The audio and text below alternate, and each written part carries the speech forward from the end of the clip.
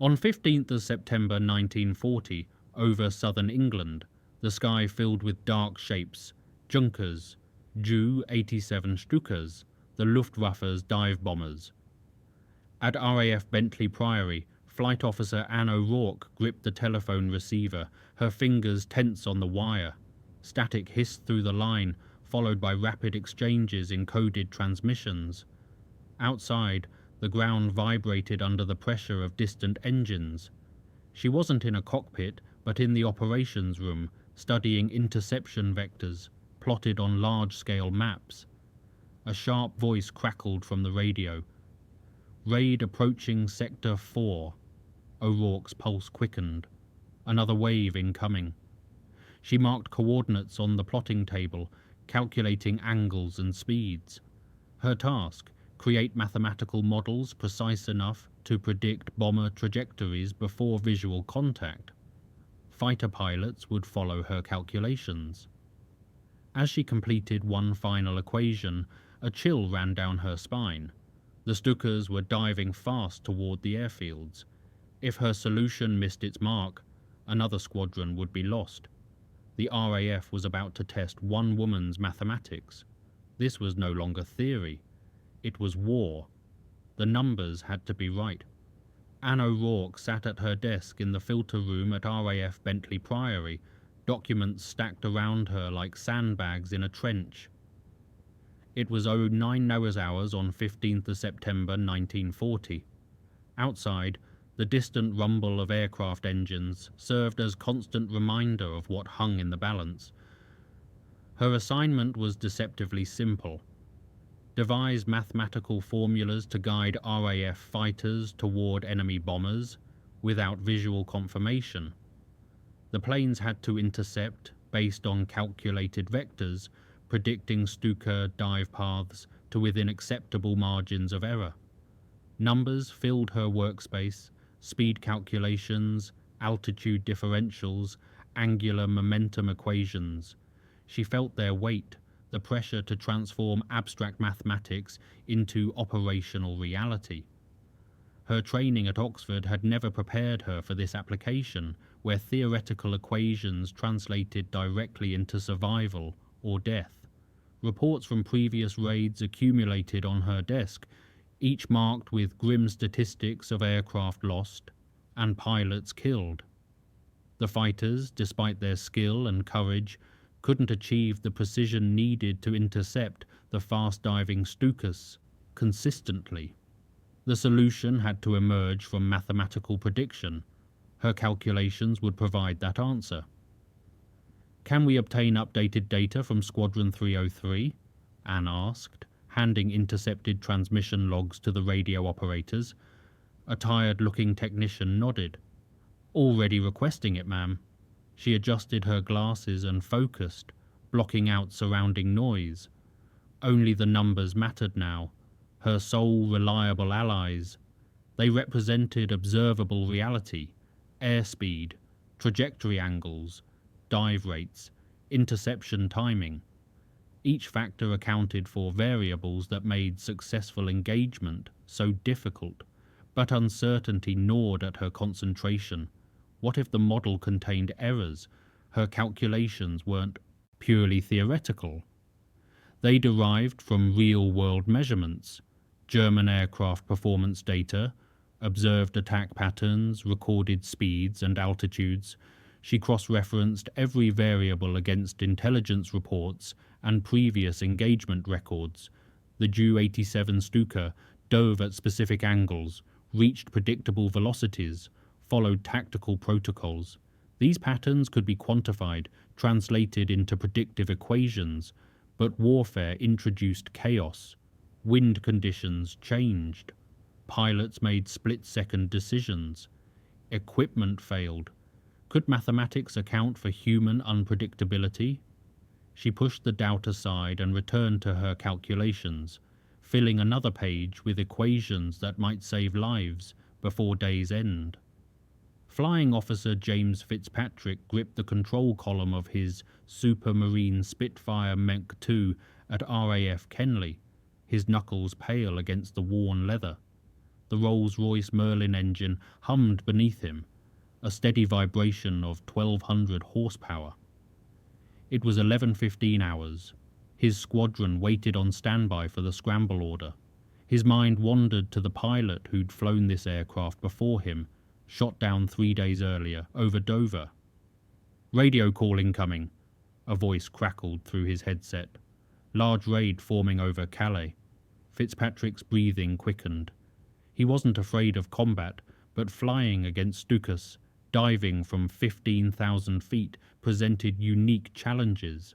The German dive bombers could reach 400 miles per hour in their attack runs. Timing had to be perfect. One miscalculation meant joining the statistics of planes lost. His eyes moved to the clock, counting minutes until the raid reached English airspace. The fighters had to launch with precision. Too early meant wasted fuel. Too late meant bombed airfields. If O'Rourke's calculations proved accurate, perhaps they could gain decisive advantage this time. The radio crackled again with the scramble order. Fitzpatrick knew what that meant.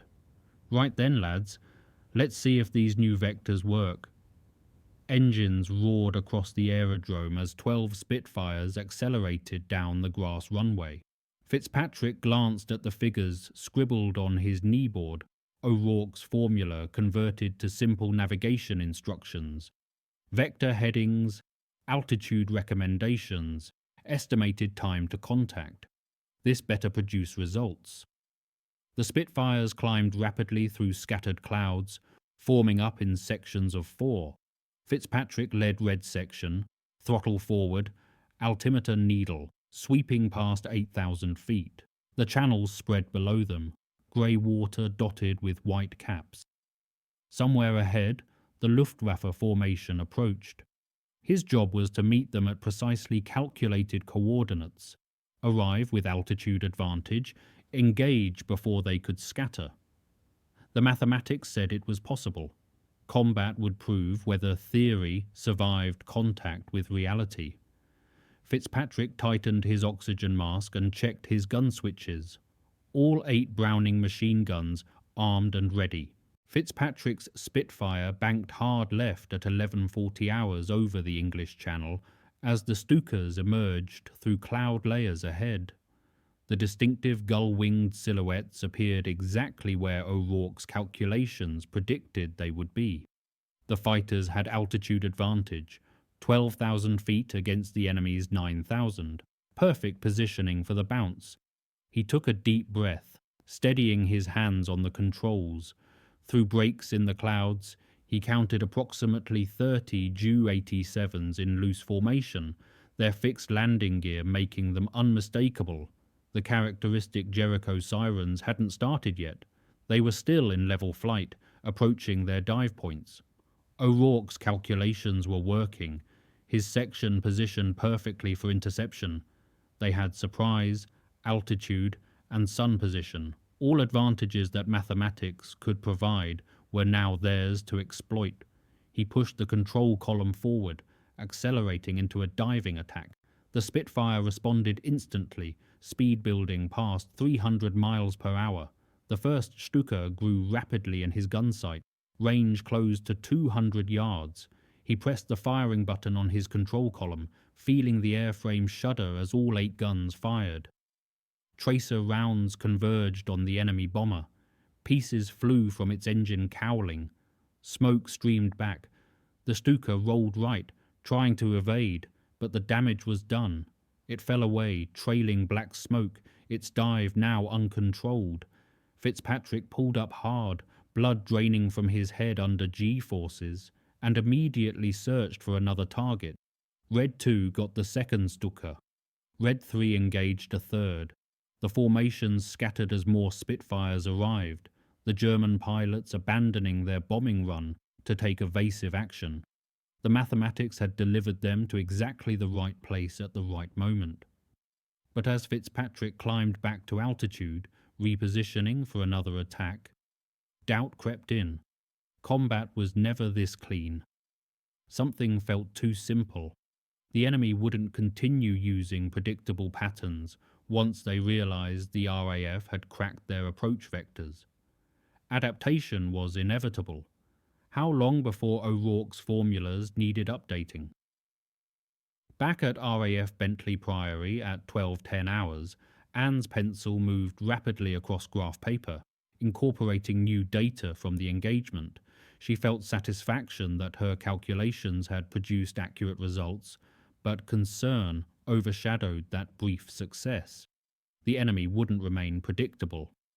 A fresh report came through from Squadron 303. Miss O'Rourke, the subsequent raid is using different approach vectors. Anne froze. This was the adaptation she'd feared. The Ju-87 formations were changing their tactics. Her model had worked for one engagement, but the Luftwaffe adjusted quickly. German tactical doctrine emphasized flexibility. Another report arrived. One of Fitzpatrick's pilots had been hit, not by enemy fire, but by collision during the chaotic engagement. The system, her precise model, was now showing limitations. Combat introduced variables that pure mathematics couldn't fully capture. Fitzpatrick's voice came through the operations line. O'Rourke, we need updated vectors. The second wave is approaching from a different bearing. Anne's mind accelerated. Her calculation had succeeded once, but warfare demanded constant adaptation. Could she iterate fast enough? She had to. She pulled new intelligence reports showing the revised German approach. They were coming in lower, using terrain masking along the coast. Her original high-altitude intercept vectors wouldn't work. She needed new equations accounting for low-level approach, different closing speeds, altered geometry. Her pencil flew across paper, recalculating angles and timing. The filter room hummed with activity around her, plotters moving markers across the map table, radar operators calling out new contacts, telephone operators relaying information to sector stations. Everyone depended on accurate information, and her mathematics formed part of that information flow. She worked through the variables systematically. Lower altitude meant reduced radar detection range, faster closing speeds, less reaction time. The fighters would need to launch earlier, climb to a lower patrol altitude, position themselves differently. The entire intercept geometry changed. Fitzpatrick, revised vectors coming through now, she said into the telephone, reading her new calculations to the operations officer who would relay them to the squadrons. It was a gamble based on limited data. Could she be wrong? Could her formulas lead fighters into empty sky while bombers struck their targets? Anne paced between desks at 12:30 hours, her mind racing through calculations faster than she could write them. The RAF pilots were depending on her now more than ever. They couldn't sustain current loss rates. The mathematics had to evolve. With each new variable, wind patterns at lower altitude, coastal terrain effects, revised German tactical doctrine, she updated her equations. The original formula no longer applied. She needed a dynamic approach, one that could account for enemy adaptation within minutes rather than hours. She filled page after page, developing contingency calculations for multiple scenarios. If the Germans approached low, these vectors applied. If they split their formations, these alternate intercepts became optimal. If they feinted toward one sector, then struck another, these repositioning instructions would compensate. Her fountain pen scratched across paper as she worked, pushing her glasses up repeatedly as they slipped down her nose. Fitzpatrick, we're transmitting updated intercept angles now. Watch for the second wave using coastal approach. Her fingers flew across the calculation sheets, racing against time and against an enemy who refused to remain predictable. Mathematics could model behavior, but only if she understood the underlying patterns. She studied previous raid reports, looking for consistency in German tactical choices. What patterns persisted despite surface variation? She found it in timing. The Luftwaffe raids followed specific rhythms, not random, but coordinated with tidal conditions for potential sea rescue, with weather windows, with fighter escort availability. These constraints created predictability within apparent chaos. She could work with that. It remained a calculated risk. Anne understood that completely. Fitzpatrick understood it equally. Mathematics provided probabilities, not certainties. She was offering him improved odds, nothing more. In warfare, improved odds determined outcomes over time. One engagement might fail, but consistent advantage across multiple engagements would produce victory. She transmitted her revised calculations, then waited. The filter room continued its organized chaos around her. Voices calling bearings and altitudes, telephone bells ringing, the scratch of markers on the plotting table's glass surface. Somewhere over the channel, fighters were climbing toward intercept points she'd calculated. Within minutes, she would know whether her mathematics remained valid. Fitzpatrick's Spitfire dropped into a steep dive at 13 WAAF hours.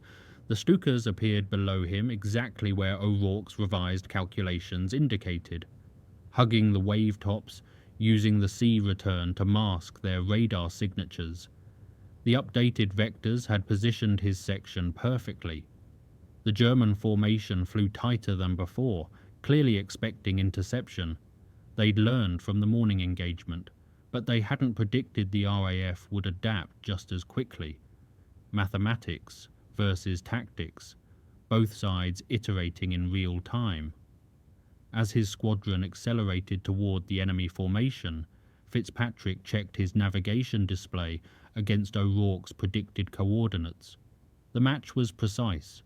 Her timing calculations had accounted for the lower altitude approach, the reduced warning time, the changed geometry. She'd solved the problem faster than the Germans anticipated anyone could. He rolled inverted and pulled through, bringing his gun sight onto the lead Stuka. Range 300 yards and closing. He fired a 3-second burst. The German bomber's starboard wing shredded under the concentrated fire. It cartwheeled into the channel, raising a column of white spray. The others followed the pattern. Red section engaged the lead elements, while blue section cut off the retreat path. Within 90 seconds, 5 Stukas were burning or in the water. The remainder scattered, abandoning their attack run completely. The airfield they'd targeted remained operational. Fitzpatrick felt a surge of vindication, but victory tasted complicated. They'd won this engagement decisively, but how many more iterations would this battle require? Every success prompted enemy adaptation. Every adaptation demanded new calculations. War had become a mathematical competition as much as a contest of courage and skill. His fuel gauge showed less than half remaining. Time to break off and return to base. The Spitfire climbed back toward altitude as he set course for Kenley. Behind him, smoke columns marked where German aircraft had fallen. O'Rourke's numbers had proven accurate again, but the pattern couldn't hold indefinitely. Eventually, either the mathematics would fail or the enemy would find a tactic that rendered calculation irrelevant. He radioed the engagement results back to control, knowing O'Rourke would be listening. She needed to know her formulas worked. She also needed to know the Germans were still adapting. At RAF Bentley Priory, Anne listened to the engagement reports with mixed emotions. Her revised calculations had worked. The interception had succeeded with minimal friendly losses. The Stukas had been turned back before reaching their targets. By any operational measure, the mission was successful. But she saw the larger pattern developing. Each success prompted German tactical evolution. Each evolution required new calculations. The cycle was accelerating. How long before she couldn't iterate fast enough? How long before the enemy found an approach that mathematics couldn't predict? She studied the engagement reports systematically, looking for information beyond the immediate tactical results. What did German choices reveal about their decision-making process? Where did their adaptations show limitations? Every data point offered insight. One pattern emerged clearly. The Luftwaffe maintained specific formation structures despite tactical variations. Those structures served practical purposes: mutual defense, communication, command and control. They couldn't abandon them without sacrificing coordination. That structural consistency provided mathematical constants she could exploit. Another pattern appeared in timing. The raids followed predictable intervals determined by aircraft turnaround time, refueling requirements, and crew rest periods. The Germans couldn't maintain continuous pressure. Their logistics imposed rhythms. Those rhythms created windows of vulnerability. She began developing not just intercept calculations, but predictive models for when raids would occur. If she could forecast the timing, RAF fighters could position themselves optimally before raids even launched. The mathematics expanded from tactical to operational level. A new intelligence report arrived at 13:45 hours. Luftwaffe radio intercepts suggested frustration with high loss rates over England. The Stukas units were requesting different tactics, different support, different targeting. Her calculations were having strategic effect, forcing enemy operational changes. But intelligence also indicated the Germans were studying RAF defensive patterns. They were conducting their own analysis, developing their own countermeasures. This wasn't one-sided mathematical warfare. Both sides were learning, adapting, trying to predict the other's next move. Anne returned to her calculations with renewed focus. She needed to stay ahead of the curve, anticipate the next German adaptation before it occurred. The mathematics had to evolve faster than enemy tactics. That was her contribution to victory, maintaining computational advantage in an evolving contest. She filled another page with equations, already planning tomorrow's intercept vectors. Fitzpatrick's squadron landed at RAF Kenley at 14:20 hours, Spitfires touching down in sequence on the grass field. Ground crews rushed to refuel and rearm the aircraft, while pilots climbed wearily from cockpits. The engagement had been successful, but fatigue was accumulating. They'd flown 3 sorties already today. How many more before dark? He walked toward the dispersal hut, pulling off his helmet and oxygen mask. Sweat soaked his hair despite the cool September air. His hands trembled slightly. Adrenaline after effects. Every combat sortie extracted physical toll beyond the immediate danger. The squadron intelligence officer met him at dispersal. "Good show, Fitzpatrick. 5 confirmed destroyed, 3 probables, no losses on our side." Fitzpatrick nodded, too tired for enthusiasm. O'Rourke's vectors were spot on. The Stukas were exactly where she calculated, but they're adapting their approach with every raid. "She's already working on updated predictions for the evening raids," the intelligence officer said, consulting his clipboard. "Apparently she's developing some kind of timing model to forecast when they'll come next." That caught Fitzpatrick's attention. "Forecast the timing? That's ambitious." "She's correlating their sortie rates with reconnaissance observations from Dover. Claims she can predict launch times within 30-minute windows." Fitzpatrick considered the implications. If O'Rourke could predict not just where but when raids would occur, they could position fighters optimally before enemy aircraft even reached the channel. The defensive advantage would multiply significantly. But could mathematics really predict human decisions? German commanders weren't machines following programmed instructions. They made choices based on weather, intelligence, operational priorities, even intuition. How do you calculate intuition? Still, O'Rourke had been right so far. Her intercept vectors had worked twice. Maybe her timing predictions would prove equally accurate. He'd trust the mathematics until they failed. A runner arrived with a message slip. New raid forming over France. Estimated time to English coast. 45 minutes. Fitzpatrick checked his watch, exactly when O'Rourke had predicted the next wave would launch. Her timing model was already proving accurate. He pulled his helmet back on. Right then, let's get back up there. At 15:30 hours, Anne stood at the plotting table watching markers move across the map of southern England. Red markers represented confirmed German formations. Blue markers showed RAF fighter positions. The mathematical relationship between red and blue determined outcomes. Her calculations governed how blue markers moved to intercept red ones. The afternoon raid was developing exactly as her timing model predicted. The Germans launched at 14:50 hours, precisely within her forecast window. Their approach vectors matched one of her 3 predicted scenarios. The fighters were already climbing to optimal intercept positions, guided by calculations she'd transmitted 20 minutes earlier. She felt a strange detachment watching the battle develop at map scale. Down there, men were flying at 400 miles per hour, firing guns, dodging bullets, experiencing terror and exhilaration. Up here, it reduced to geometry and arithmetic, vectors and velocities, intercept angles and closure rates.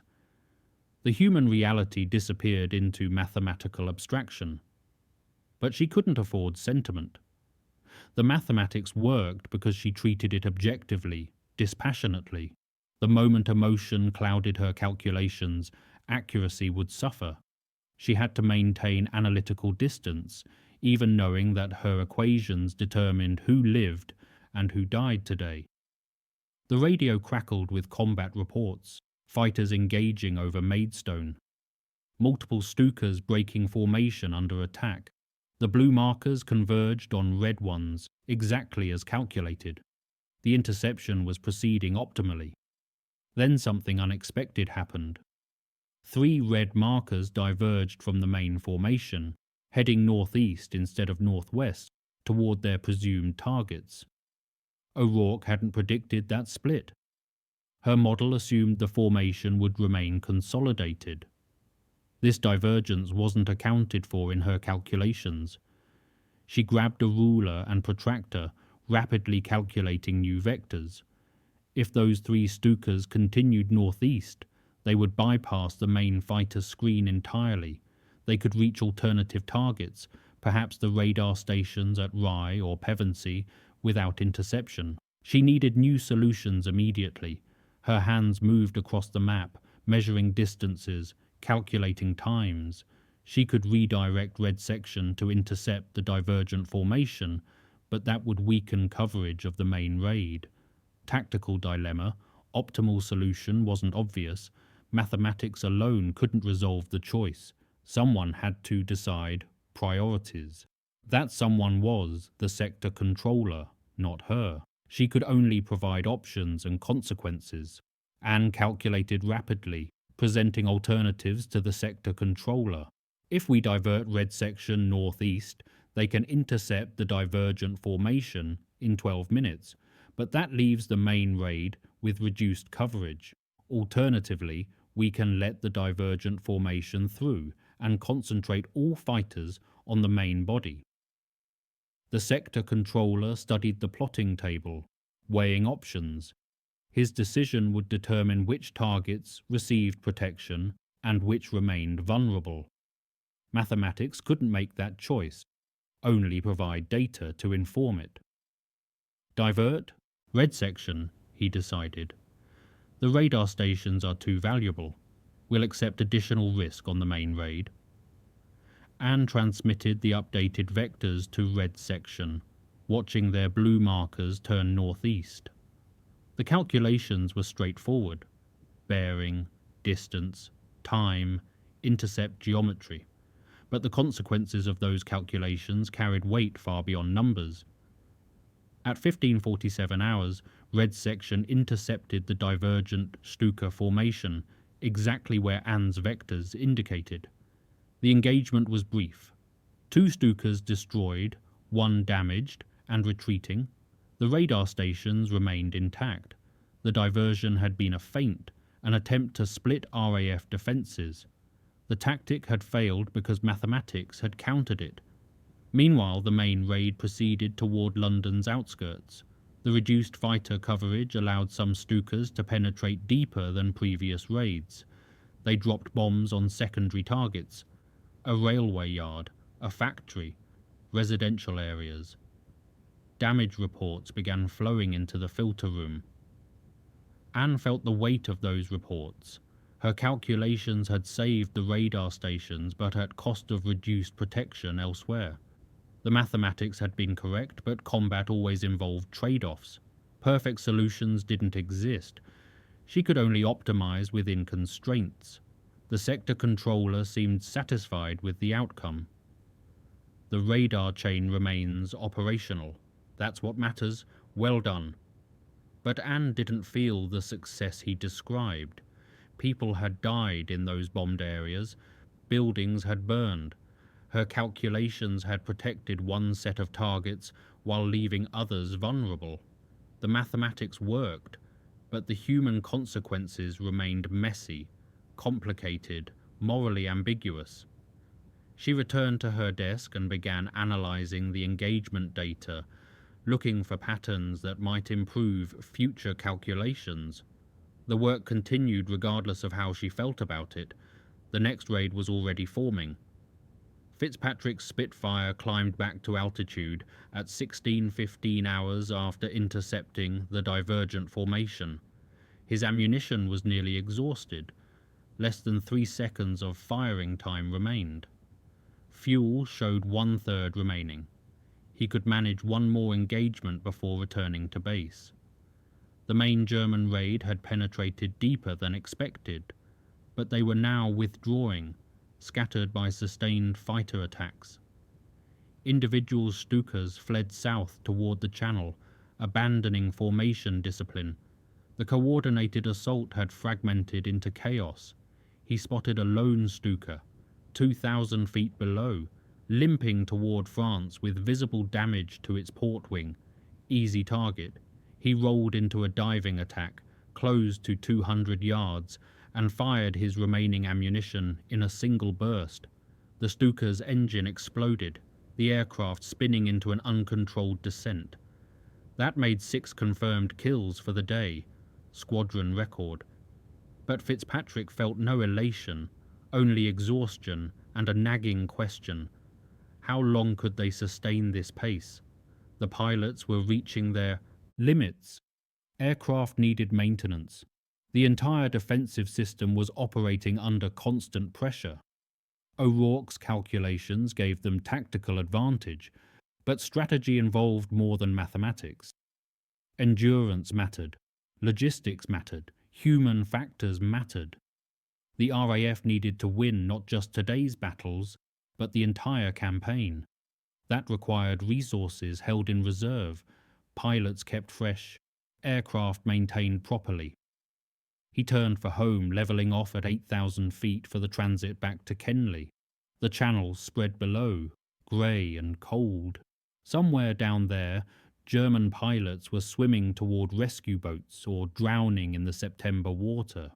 War reduced to simple arithmetic, their losses versus ours. The side that maintained favourable ratios would eventually win, but behind those ratios were human lives, each one representing someone's son, brother, husband, father. The mathematics that Anne worked with every day translated directly into those deaths. Did she understand that? Did she feel the weight of it? Probably she did. She was too smart not to understand the human meaning behind her calculations.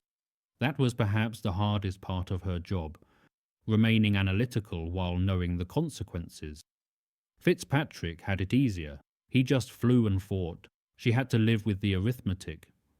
Anne remained at her desk until 18:30 hours. long after the day's final raid had been repulsed. The filter room had quieted, the intense activity replaced by routine watchkeeping. She continued analyzing engagement data, looking for patterns that might improve tomorrow's calculations. The statistics were clear. Her mathematical models had contributed to successful defense of critical targets. Fighter losses were lower than previous days. German losses were higher. By any objective measure, the system worked. But the data also showed limitations. The calculations worked best when enemy behavior remained relatively predictable. When the Germans introduced unexpected variations, like the divergent formation, the models struggled. Mathematics could optimize known scenarios, but couldn't anticipate genuine surprises. She needed to incorporate uncertainty into her formulas more explicitly, not just calculate optimal vectors assuming predictable behavior, but develop probabilistic models that accounted for tactical variations. Bayesian approaches might work, updating probability distributions as new information arrived. The mathematics would become more complex, but potentially more robust. A supervisor approached her desk. "Miss O'Rourke, excellent work today. The sector controller specifically requested I convey his appreciation." Anne nodded acknowledgement. "Thank you, but the models need refinement. Today revealed gaps in the predictive framework. Nevertheless, the results speak for themselves. Your calculations made a significant difference." After the supervisor departed, Anne gathered her papers and prepared to leave. Tomorrow would bring new raids, new tactical challenges, new opportunities to refine the mathematics. The work never ended. Each day's data informed the next day's calculations in an ongoing cycle of measurement, analysis, and prediction. She walked outside into the September evening. The air smelled of cut grass and distant smoke. Above, the sky showed the first stars emerging. A Spitfire flew overhead, navigation lights blinking, returning from late patrol. The pilot up there was trusting mathematics, calculated by someone he'd never met. That trust carried profound responsibility. Anne walked toward the staff quarters, her mind already working through tomorrow's equations. The mathematics had proven itself today. But warfare was dynamic. Yesterday's solutions didn't guarantee tomorrow's success. She had to stay ahead of the curve, continue innovating, keep adapting faster than the enemy. The numbers were her contribution. They had to be enough. On 16th of September 1940, Anne returned to the filter room at 08 hours to review overnight intelligence reports. The Luftwaffe had conducted minimal night operations, probably resting crews after heavy daytime losses. That pattern matched her fatigue models. Even the enemy couldn't maintain constant operational tempo. The morning briefing included preliminary damage assessments from the previous day's raids. Despite successful interceptions, some bombs had reached their targets. A factory in South London had been hit. Casualties numbered 47 workers. Residential areas near Croydon had sustained damage. 12 civilians killed. Those numbers appeared in reports alongside other statistics. Tons of bombs dropped, aircraft destroyed, sorties flown. But they represented individual tragedies that her mathematics had failed to prevent. She'd optimized the defensive system, but optimization wasn't perfection. People still died. A signals officer delivered decoded German radio traffic from overnight. The intercepts revealed Luftwaffe frustration with mounting losses. Stukas units were requesting reduced operations pending tactical review. The mathematical warfare was having strategic effect. Her calculations, multiplied across days and weeks, were changing enemy operational calculus. But she understood that German mathematicians were conducting their own analysis. They were studying RAF defensive patterns, developing countermeasures, working to negate her advantages. This wasn't static competition. Both sides were learning, adapting, trying to gain computational edge. The real question was sustainability. Could the RAF maintain current defensive effectiveness? Could she continue iterating fast enough? Could the fighters and pilots endure the operational pace? Mathematics couldn't answer those questions. They involved human endurance, industrial capacity, strategic willpower, factors beyond calculation. She returned to her desk and began preparing vectors for the day's expected raids. The work continued regardless of larger uncertainties. Each calculation might save lives today. Each improvement might extend Britain's defensive capability another day. The strategic outcome would emerge from accumulation of those daily contributions. The telephone rang. Fighter Command wanted updated intercept calculations for morning operations. Anne pulled out her papers and began reading coordinates. The mathematics at least remained clear. Angles and distances, velocities and timings, objective reality that could be measured, calculated and communicated. In a war filled with chaos and uncertainty, the numbers provided something solid to grasp.